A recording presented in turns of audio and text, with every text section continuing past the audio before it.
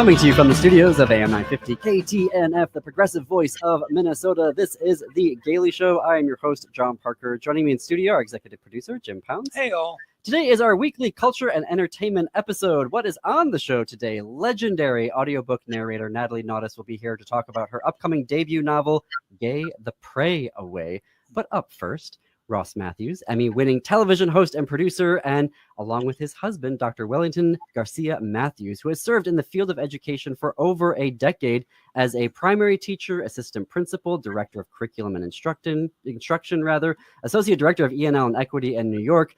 Can you tell I worked in higher education and I love nerding out about education? Both are here to discuss their new debut children's picture book that came out this week. It's called Tio and Tio, the Ring Bearers, lusciously illustrated by Tommy Doyle. Ross and Dr. Garcia Mathews, welcome to The Gailey Show. We're so happy to be with you, and I love educators. Hello, I married one.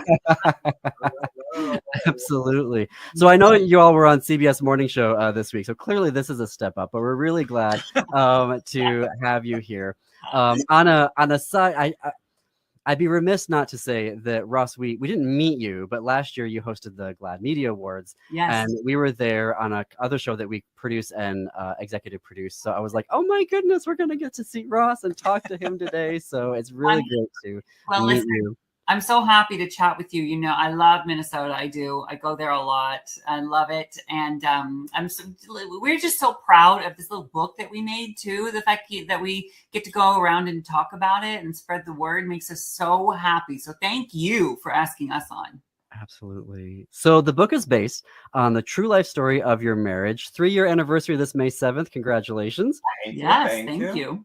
And your nephews, Andy and Evan, who were your ring bearers. So maybe, Dr. Wellington, we can start with you about sharing what you saw prior to the ceremony, how they were practicing to be Yeah, so this was actually real life. It's organic. It actually came out of just, me witnessing both boys practicing with my brother-in-law, walking down the aisle. They were so nervous and they took it so seriously. I was just astounded by just how they were acting, and I was like, I thought I should be more nervous than they were. And then I remember telling Ross about this, and he just like lit up and said, wow. And I said, as an educator, one of the things that I realized that those are teachable moments. It really shows that these little kids matter, and that if they weren't there, we wouldn't have had a great ceremony, right? To brag about. And so I was just sort of struck too when Wellington told me that they were practicing walking in unison and doing that, all of that. I thought, oh my God, I understood that they weren't nervous necessarily to be in front of people, but they just wanted to do a good job for us, for the family. And I think both of us just thought that there's such a universal message there of wanting to matter, wanting to contribute, wanting to be seen, wanting to be of value. And so when we started thinking about a story, Wellington was like, there is so much there in terms of takeaway for educators to read kids in the classrooms or parents to read their children. And so we thought, well, I'm a storyteller. He's an educator. Let's see what we can whip up. And thankfully, the people at Penguin Random House said yes. And Tommy Doyle, you said lush. The illustrations are so beautiful. We're so proud to have worked with him. And the book really speaks for itself. We really are. I think today is the first day we can step back and look at it and go, look what we did. As we've talked to children's picture book authors on the show, we've learned that the writing process can be quite a challenge because you have a very short amount of words to convey these big themes and entire worlds. And it is a perfect marriage, if you will, of your expertise, Dr. Wellington, as an educator, Ross, your experience as a storyteller and comedian. Walk us through then your writing process of working together and how you came up with the story. I learned so much from working with Wellington because I'd written a couple books. I know how to write. I know how to do this. But in terms of writing for children, moments of takeaway, moments to have a discussion. Wellington at one point said to me, you're leaving a lot of meat on the bone. There's a lot you're not doing. And so then I watched him do his thing. And can you talk to him about how you turned the idea into a teachable moment? Yeah, so I just looked at it from the educator's lens, and also understanding what children love and what children need, understanding that they love predictions, and when to stop to ensure that you can have these discussions. and even beefing up the vocabulary in the text, and also even throwing some science facts in there. Just because I felt the more that we're able to capture in these, small pages, the better it would be for us as teachers or as parents to kind of just go from there and say, you're always looking for a book in the classroom to teach them something. So this one is about responsibility, about having autonomy and showing up for the family that loves you. And so it was just one of those moments that I realized that, like, him being a natural storyteller and also the hilarious Ross Matthews. He's like the pun master. And so it was just an easy thing for us to come together and really, push this out. And it was fun to do it together. I imagine. I was going to ask about that. So, like, in writing it, the vocabulary choices that came in there. And I'm also curious if you can tell a little bit more, like, what are the learning objectives that you hope that teachers are having with students as they're going along and sort of pausing the conversations that they're going to have with their students?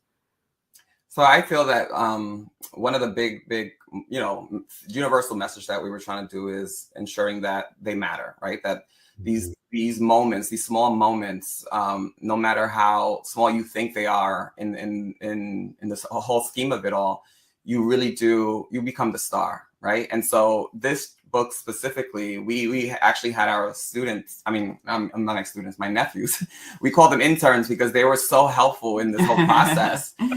They gave us so many notes. They were very much adamant that their voice came through, right? And we were adamant as well. I mean, like I said earlier on CBS Mornings, you can't write a book about empowering children and then not take their notes when they have them. Mm-hmm. And their notes were so hilarious. From why does dad have hair? Dad's bald. to really profound and sort of like, we wouldn't say it that way. That's not how we felt in that moment. And so we took literally every note and changed the text of the book, the illustrations, so that it would match up with what their life experience was as well. And also, just to answer that question about, teachers, as an educator, one of the things that we really strive for in books is to have mirrors and windows, right? So mirrors in that they're able to see themselves in the text, but also windows from different perspectives, right? To learn from someone else. So that was the whole basis of it all, to be a mirror and a window for children. It was our story, but we wanted it to be universal. We wanted everyone who read it to relate to it. I have a question about that, but I also want to come back to, so how did this work with the notes? Like, did you read it to your nephews and then they gave you notes, or how did that? We gave them a copy and we said, take this home and let us know if you have any thoughts. Thinking, how cute if they have a thought. Wouldn't that be darling? And then they came back with printed out, and every page they wrote in pencil had notes on it, and they sat down at our dining table and they said, okay, page 1. And we just, at first we started laughing, and then it was like, okay, take it seriously. Let's go. You charged them with this. You said, let us know. And they took it very seriously, but they had the same approach to the wedding too. Mm-hmm. I love this about these kids. They know that their thoughts have value, that their point of view has value. I didn't have that when I was a kid. I did not have that. I wasn't that delusional until I was in my mid-teens. But I'm sort of kidding. But like, all kids should feel that valued. Yeah. That their thought matters. That their voice matters. That they matter. You're talking about the universalism of it, and I'm not from the Dominican Republic or from Mexico. I'm an Armenian American, and I just really appreciated the commitment to showcasing a bilingual and bicultural family. This is absolutely one of the books that I would have loved to have had as a kid, bilingual, gay uncles. Did you find, speaking of inner children, did you find writing it spoke to both of your inner childs?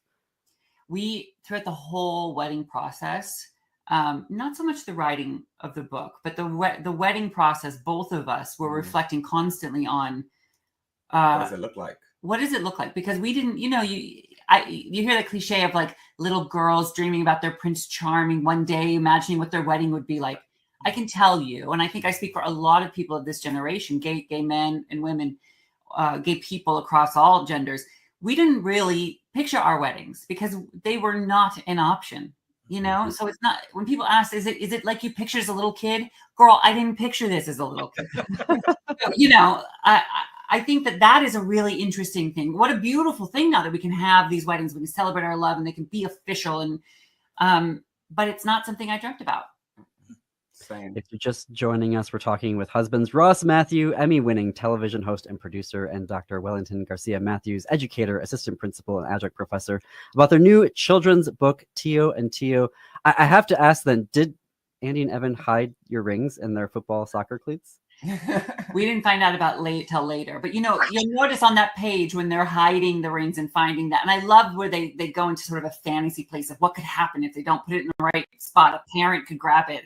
A parrot could drop it into a whale's blowhole, but you'll notice the parents mommy and poppy are keeping an eye on the kids. And that is what happened in real life. They said, okay, hide the rings. You're in charge. But they knew where the boys were putting things. You have to keep an eye. No offense to Drew Barrymore, who wrote the foreword. When I first read it, though, I wanted to jump right into the story, and I skipped the foreword. So when I came back and read it and discovered Drew Barrymore was your flower girl. Yeah, she really was our flower girl. I recommend her if you can get her. Yeah, she's great. Turns out she really, she's like our sister. I get to do the show with her, the Drew Barrymore show, every single day. When I started, it was we just finished season 5. So it's been 5 years ago. And in that time, we've really become family where any weekend you're going to see us, in like upstate New York in an antique shop somewhere. You're going to find us. We spend so much time together. And it was on the show when we were just talking about the wedding. I was planning the wedding and she asked me who was going to be our flower girl. And I was like, why, you want the job? And she was like, are you serious? Oh my God, Rossi, I would love it. And she really showed up. She showed up in Puerto Vallarta. She was our flower girl. She tossed the petals. She spoke. She's that kind of human that shows up. And I'm telling you, the message of the book is we all matter, and showing up is so valuable when it comes to family. Well, she's family and she showed up. Wonderful. We're going to have to fit in a quick break here. We are including links in our show notes and on our website of how you can order your very own copy of Tio and Tio, the Ring Bearers. We're going to have more with Ross and Dr. Garcia Matthews on the flip side of this very short break. Stay tuned. You're listening to The Gailey Show.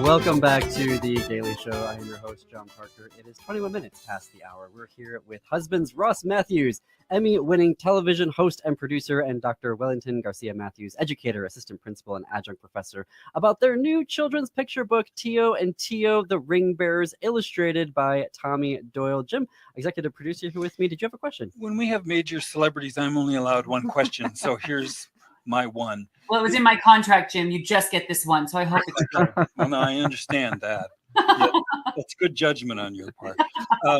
I would say I always look for surprises. So the surprise I'm curious about was, did you learn something from this process, either the wedding or the book, where you thought, oh, wow, I did not see that coming, or I was not expecting that? Or is there something that you think would surprise us as readers?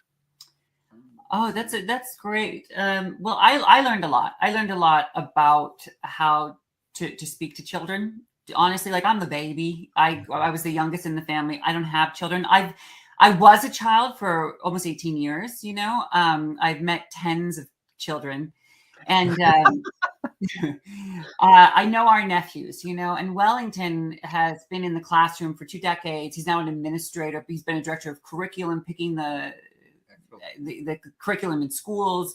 And so just watching him and his knowledge of how children learn, it actually reminded me when I was a child, and it's been a minute. Okay.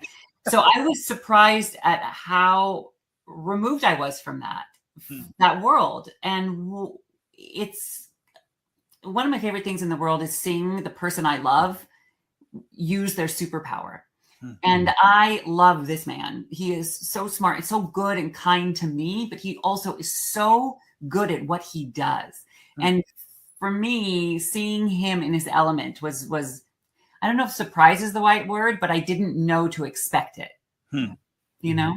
Yeah, for me, what was surprising was just how easy it was, you know, to just write this, and for him to just be so open to just the process that, you know, that it takes to actually build something like this. And then we also included a lot of little Easter eggs in there for the adults that were reading it. So please read it, and you'll see what we're talking about. Oh yeah, when you read it to your kids, you'll have little moments of like, oh, I see what they're doing. Can we come to the illustrations just for a moment? Because Tommy Doyle, woo, fantastic. I'm curious did you give input to Tommy, or was it just a beautiful surprise? Like you just got the galleys and it was like, woof, there it is. We did have input and back and forth. But I'll tell you, when we wrote the book, we pictured it in our minds, and it was based on a real life true story of the ring bearers at our wedding. And so I already had an expectation of what it would look like in my head, but very rarely does it ever translate and equal what you picture. Very rarely is it as good as what you picture. When we got Tommy Doyle's illustrations sent to us, we lost our minds. It's better than I ever could have imagined, because it was so true to life. It captured how lush Mexico is, how rich the colors are.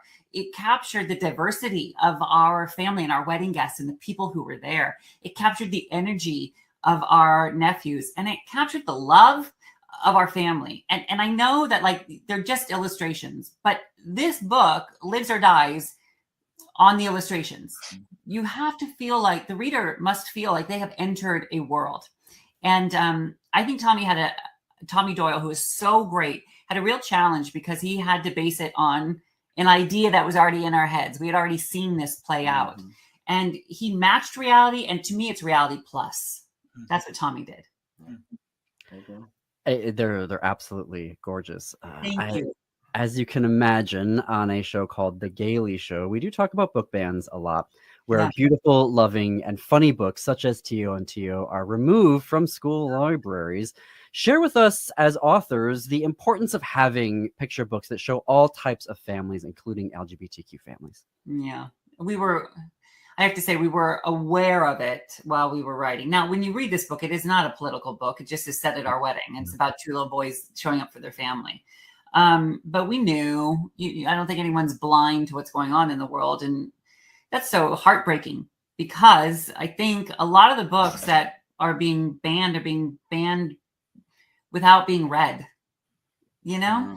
So I would challenge anybody who thinks they can't relate to this story to read it. And I promise you, this universal tale of wanting to contribute will resonate with you. But the importance of books like this and importance of these kind of stories, Wellington speaks to, and I think he spoke to a little bit ago, about the windows and mirrors philosophy in what he does. And can you just elaborate just slightly on that? Yeah, so again, it's just this whole concept of ensuring that when you're writing something, it can either be a window, a different perspective, it can be a different culture that you're looking out into, or it can be a mirror where it's really reflecting you in it, right? So part of the actual story that we wrote was reflecting our cultures, you know, our blending of both of our cultures into one story. And you know, it's just it's a window for others who probably are not from our, you know, cultural backgrounds, but can now say, wow, I've learned something about that culture. And an example of that, one of the mirrors that's in there that I haven't really seen before, is not my life experience, but you know, Wellington grew up in Dominican Republic, so did his sister, but the boys, the nephews, his sister's kids, grew up in Connecticut, so they're first generation American, and they don't speak Spanish. And so their mother is trying to impart some Spanish and using this trip to Mexico to remind them of words they've learned and use some of the Spanish. And for kids of immigrants, that are first generation, now they can see that is now reflected in this book. And I don't know that I'd seen that before, you know? And so those little things were so purposeful, trying to fill voids that hadn't been filled before. As a person who had a parent who immigrated to the States and having to learn that language and go back and have to, you know, and interact with that, it's so resonated, even though our experiences were different. There are those universal themes, and so it's such a delight to have read it, and congratulations on having it out in the world. It is Tio and Tio, the Ring Bearers. Ross Matthews, Dr. Wellington Garcia Matthews, thank you for joining us here on The Gailey Show. Thank you for a beautiful, thoughtful conversation. We really enjoyed our time with you. And next time I'm in Minneapolis, I'm taking you to the saloon and we're getting tater tots. Understood? Understood. No argument on our end. Okay, great. Thank you so much. Absolutely. We are including links in our show notes and on our website, am950radio.com, for you to order your own copy of Tio and Tio, the Ring Bearers, as well as links to follow them, the authors, on Instagram. We are going to take a break. When we come back, Natalie Naudus and her debut YA novel, Gay the Prey Away, fantastic title. We'll be talking with her. You are listening to The Gailey Show on AM 950 Radio, the progressive voice of Minnesota.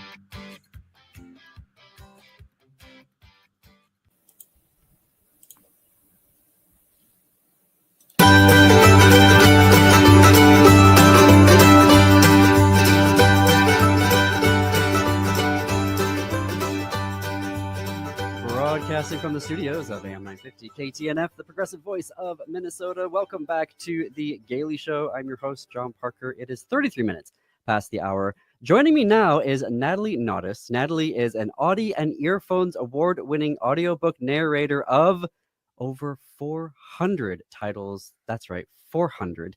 Now, her debut YA novel, Gay the Prey Away, is coming out on May 20th. Just in time for Pride. Natalie, welcome to The Gailey Show. Thanks for having me. All right, well, let's start with the plot of Gay the Prey Away. Lovely title. Really enjoyed it on multiple levels. So share with our readers what they can expect when they turn to page 1. Yeah, this is a book that's based loosely on my childhood, growing up in a Christian homeschooling cult. And it's about a girl who's growing up in that environment and comes across a queer book at the library and steals it, brings it home, reads it, and starts to realize that maybe there's more to life and herself than she's been taught there is. And a cute girl shows up at homeschooling group and they fall in love, and she has to kind of untangle who she is and what she's going to do with her life. As you can imagine, on The Gailey Show, we talk a lot about book bans here and everything. Even in, blue Minnesota, we have, things going on. The ACLU is filing a lawsuit just as we speak against a particular school. And so I love how you are depicting the importance of libraries in this, in your novel. And when you say you're considering it sort of like part memoir, did that actually happen to you? Like, did you go into a library, find a queer book and steal it? No, I didn't come across queer books until I was an adult, but I've done a lot of thinking about how much queer books helped me understand myself and how much I wish I had come across one sooner. And I think that when I left home and started meeting queer people and it opened up the world for me, I think that my mind was more flexible because I had spent so much time reading books as a kid. And even though I hadn't read a queer book, I spent so much time at the library, and I think it kept my brain open and empathetic to other people and other experiences. Can you share, as much as you would like to, about what that growing up experience was for you, and how that, you wove that into the novel? Yeah, I grew up IBLP, which if anyone's heard of the documentary Shiny Happy People, which was the Duggar family and all the scandals along with them. I grew up in that homeschooling environment. So it was very strict, girls weren't allowed to wear pants, children were discouraged from going to college, women were supposed to just get married and have a quiver full of children. It was the quiverful movement. What I was allowed to read was strictly regulated. We were only supposed to read or consume media that was through the program vetted by parents. But I was allowed to go to the library, and I spent a lot of time there reading as a kid. And that was like my escape from the way that I was being raised. And I think made me ready as an adult to open up my world and change the way that I was thinking about things. So you're sort of in a more extreme, like cult setting when you're reading these books, and I know that there are various degrees of that. I did not have that experience, but even going to my own library and finding these books and either not being able to take them home, the queer ones, because for obvious reasons, or just saving them. I've had folks on here who have talked about the same thing in your novel about folks stealing a book because they just couldn't believe that it even existed. Yeah. How did that then how did that impact as you were then coming of age, getting closer to 18, and how you were shaping the decisions that you wanted to make as an adult? My family was not as strict as a lot of my friends, so I was allowed to go to college, and going to college really was eye-opening for me. And it, in some ways, made sense why so many of my friends' families were saying college will corrupt your children, because it certainly corrupted me when I showed up and I started meeting queer people, and I realized that they were wonderful people and that what I had been taught was completely wrong and unkind and concerning. Writing it as part memoir, how did that impact the writerly choices that you were making in terms of how to depict this world of the homeschool cult, like what you chose to keep in and what things maybe you chose to keep out? Yeah. I wanted to write it as gently as I could and hopefully make it a healing experience for people with religious trauma. And I think that people have appreciated that. I actually self-published the book last year, and then it got picked up by Quirk Books, so it's being republished this year. But I've gotten so many emails and met people who have said that they were almost worried to pick it up because it can be such traumatic feelings to tap into, but they found it really healing. And I really tried to lean into the healing side of things, even though it does get dark and traumatic at times. I really tried to make it as bright and healing as possible, because I think ultimately we're all trying to look forward towards joy and the joy that being ourselves has brought to our lives, instead of, staying on what was hard about our upbringing. Yeah. I could project onto that. For you, as you were writing, what did bright and healing mean for you? I think the idea that realizing that I am queer and accepting that about myself has brought so much happiness and healing to myself. And looking towards the joy that has and the freedom that has come from accepting my queerness, when I was told it would bring me nothing but shame and sorrow, and that was completely untrue. Mm-hmm. Yeah. What resonates for me, again, different experience. I'm Armenian American, and so like my family, grandparents and great grandparents survived the genocide, which was in part perpetrated because of their Christian faith tradition. And so growing up, it was this idea of, well, you can't be queer, because we need to, repopulate the Armenian, community, but also like that's anti-Christian, and therefore if you're queer, then you're not only you're anti-Christian, you're anti-Armenian, so you're not even part of the Armenian community anymore, which is like I can't say what that is on air thanks to the FCC. But how did that, for you as you were having your own queer awakening, how did that shape your family relationships? Because for me, it put a huge strain on the relationship for years, and there was like estrangement as well. So if you'd like to answer that question, I don't want to put you on the spot there. Yeah. The queer awakening shaped the relationships with your family. It's definitely strained things, and I, without getting into specifics, it's definitely made things hard. But I will say that the community and family that I've gained, like the found family, has been better than what I lost. Mm-hmm. Isn't that you don't realize it, right? When you're first getting started, that there's that idea of found family, and then you start experiencing it, and you're like, oh my goodness, Yeah, yeah, it's such a joy. yeah. And I think that even though, most people didn't grow up in a classified, certified cult like I did, that idea of if I leave this group, who will accept me is a Mhm. common feeling that a lot of people can relate to. Absolutely. I've found, and I'm just an essayist, so I'm not to the level of a writer that you are, but I've found when I write essays, part of the writing process, I'll end up like realizing something about myself, or things Yes. sort of like click into place, and I'll be like, oh, yeah, that was what I was thinking, wasn't it? Did the same thing happen for you as you were writing your novel? Yeah, definitely. I didn't write this setting out to publish it. I think I started writing it for myself. Interesting. And I all along told myself, I don't have to publish it. I can just bury it under a tree and move on.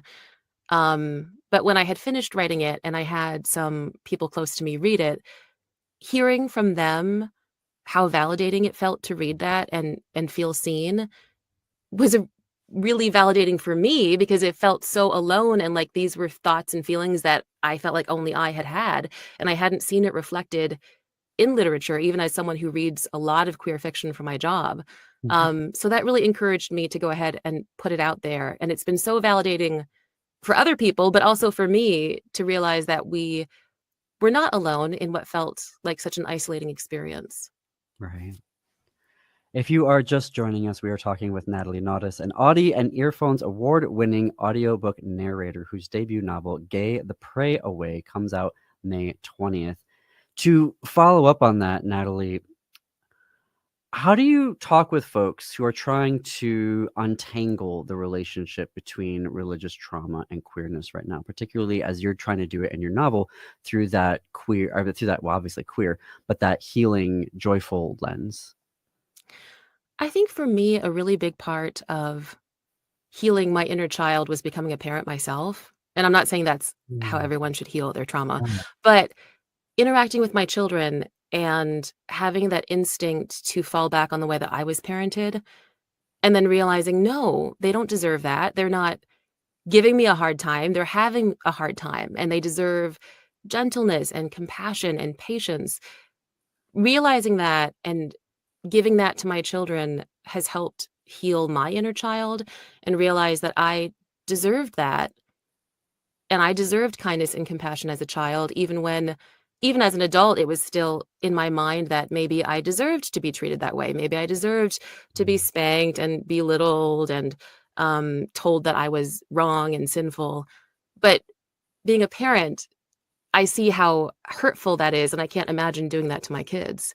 Um, so I guess the idea of parenting your inner child and being kind to yourself and going back and saying, hey, you didn't deserve that. You were fine. It was the circumstances around you that were the problem, and finding safety and healing in that. I love how you phrase that. I remember in my own therapeutic journey, when one of my therapists was like, let's talk to younger John, and I was Mhm. like, what do you mean?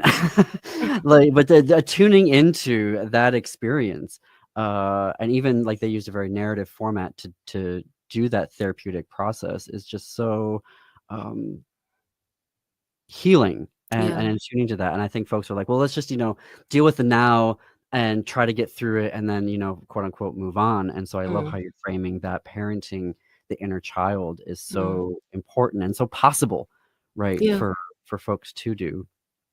In every writing class, we learn to read, right, to learn how to write. You've narrated a lot of books, Yeah. 400. So talk to me about how narrating shaped your own writing life. Yeah, I think that because I do read so much for work, I was hesitant to write my own book because it feels like there's so many out there already, so many talented writers. What do I have to add to the pile?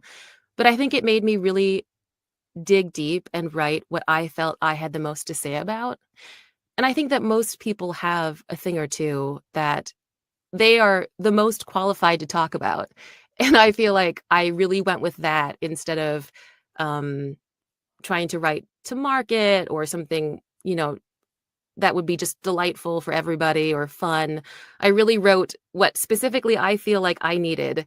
And I have been so happy to find that other people felt like they needed that too. And it was something that hadn't been written. So Did you, not to put you on the spot, do you ever find like, because when I read books and I'm doing that, like I'm reading this because I want to write this, and I'm like, oh well, I would have written that differently, or I would have done this, differently. Did you find that as you were reading and narrating all these books, you're like, well, if I ever get to write this, I would actually choose to write it this particular way?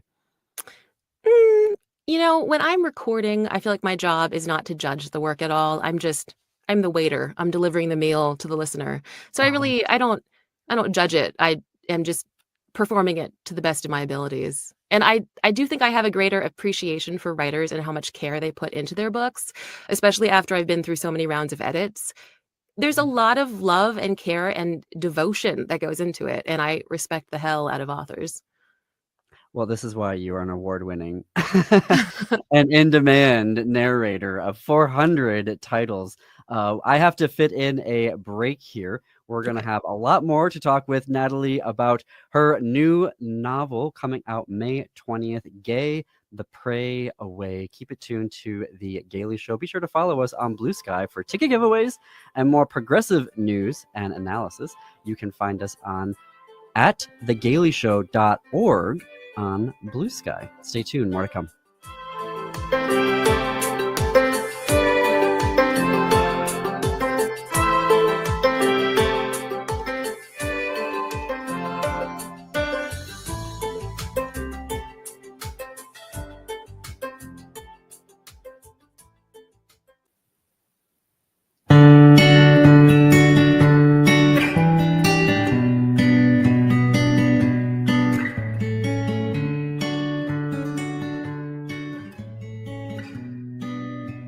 Welcome back to The Gailey Show. I am your host, John Parker. 9 minutes before the top of the hour, we're talking with Natalie Naudus, an Audie and Earphones award-winning audiobook narrator whose debut novel, Gay the Prey Away, comes out on May 20th. Natalie, okay, I know this is like an obvious question. I'm sure you've answered this like a million times now, and you're going to answer it a million times more. But I want to ask, what was the experience of narrating your own novel? I'm assuming you did. Yeah, I did. I recorded my own audiobook, of course. It was great. I definitely had to go slower with it because it's very personal, and I ended up crying quite a bit. But from the sense that I knew where my own sentences were going, it was a breeze to narrate. I don't have to stop and, that wasn't going where I thought it was. It came from my brain, and it worked well with coming out of my mouth. I imagine there's a different mindset when you come into narrating a book. Did you find yourself sort of going into that more professional narrator role, or did you still see yourself as like, I'm reading my own work? Does that make sense, the way that I'm phrasing that question? Yeah, I think both. I definitely had a deeper connection to it and larger sense of the character arc because it's my character. So I think that I tried to play more of a character arc with Valerie, the main character, starting out very sheltered and careful and worried, and kind of growing and coming into herself as the book goes on.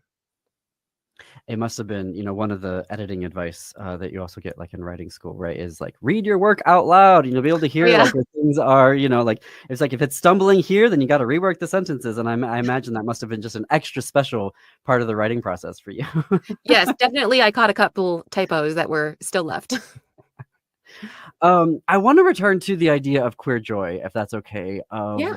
Where you're finding queer joy in your own life, and how that can be like a balm, an act of resistance in the difficult times that we are living through right now. Yeah.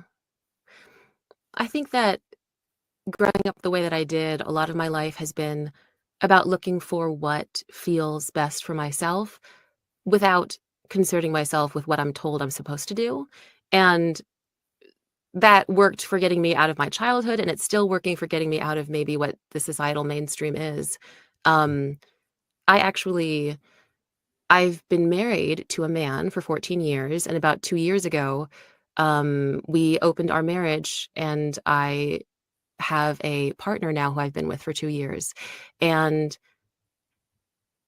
realizing that I don't have to follow the rules that even unwritten seem to be in existence, and that I can find happiness and queer joy in living my life the way that makes sense for us. And like, we're so happy, and I love my partner and her kids, and they come over and hang out with my kids, and it's just like a big happy poly family. And it's just something that I didn't know was possible. Nobody told me it was an option. And it's just wonderful to find joy and happiness from within.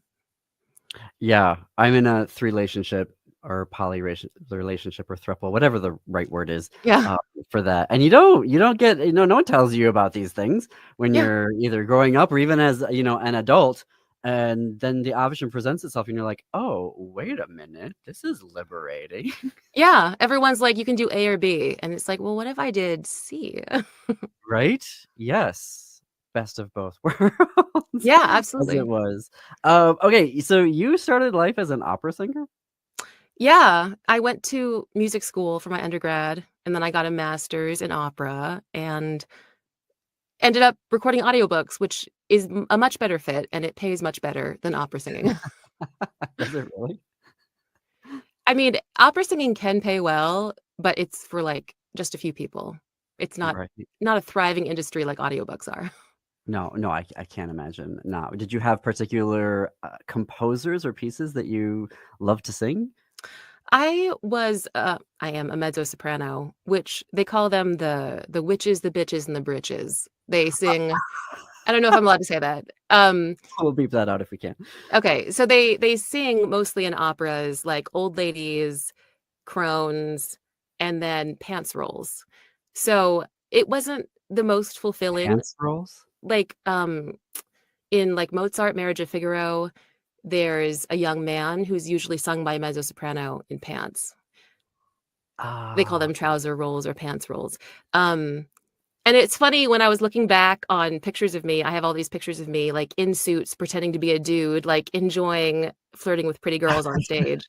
And I was like, why did I like that so much? Now it makes sense. Now it makes sense. But the thing that I love about audiobooks is that I get to be everybody. On stage, it was like I spent a lot of time, like I would always wear knee pads because I was always kneeling a lot while other people were singing, moving props. Anyways, I get to be everybody now. And I get to be the main character and the villain and all the side characters. It's great. I imagine the breath work that you have to learn as an opera singer probably comes in well when you're Absolutely. recording as a narrator. Yeah, it's a perfect fit. And I realize when I sometimes coach, that the vocal range and the endurance and the ability to change the colors and the placement of my voice has prepared me perfectly for this work, for sure. And why you have recorded 400 titles and are award winning. Do you have any titles that you're narrating coming up here? I do. I have the sequel to Gaze Upon Wicked Gods by Molly Chang that I'm recording. I have a lot of stuff. It's Okay. Yeah. Well, speaking of which, how can folks connect with you online to pre-order your book and also to stay tuned to your upcoming narrations? Yeah, I'm at Natalie Naudus, NATALIENAUDUS, on Instagram and TikTok and everywhere. And I also have a Patreon of spicy sapphic stories that I write and produce with my girlfriend. Oh, that's right. we're running out of time. Darn it. Well, Natalie, thank you so much for joining us here on The Gaily Show. Thanks for having me. We are going to have links to all of that in our show notes and on our website, how to pre-order Gay the Prey Away, and to connect on social media with Natalie. Thank you, everyone, for listening today. Stay tuned. The Matt McNeil Show is up next. After that, Native Roots Radio. Be sure to tune in Saturday afternoon for a full Pride on AM 950 programming. We look forward to having you there. And until next Monday, keep it queer, America.